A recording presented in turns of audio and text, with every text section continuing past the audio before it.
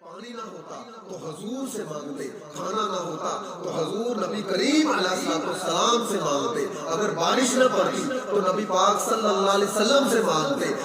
اگر قحط پڑ جاتا تو حضور کے پاس جاتے، اگر کوئی مسئلہ کوئی مسائل بن جاتا تو نبی پاک صلی اللہ علیہ وسلم کی بارگاہ میں حاضر ہوتے، اگر کسی کی آنکھ نکل جاتی ہے تو وہ بھی نبی پاک صلی اللہ علیہ وسلم کی بارگاہ میں جاتا ہے۔ ان کو پتا تھا رب کائنات نے تاجدار انبیاء کو ساری کائنات کا مالک و مختار بنا کر بھیجا ہے، اسی لیے اللہ رب العزت نے قرآن مجید میں فرما دیا اِنَّا أَعْطَيْنَاكَ الْكَوْثَرَ فَصَلِّ لِرَبِّكَ وَانْحَرْ إِنَّ شَانِئَكَ هُوَ الْأَبْتَرُ وَمَا أَرْسَلْنَاكَ إِلَّا رَحْمَةً لِّلْعَالَمِينَ۔ اے لوگوں، میں نے اپنا محبوب تمہارے بیچ میں ایک رحمت بنا کر بھیجا، ان کو دونوں جہاں کی کنجیاں عطا کر دی گئی ہے۔ مانگنے والے مانگ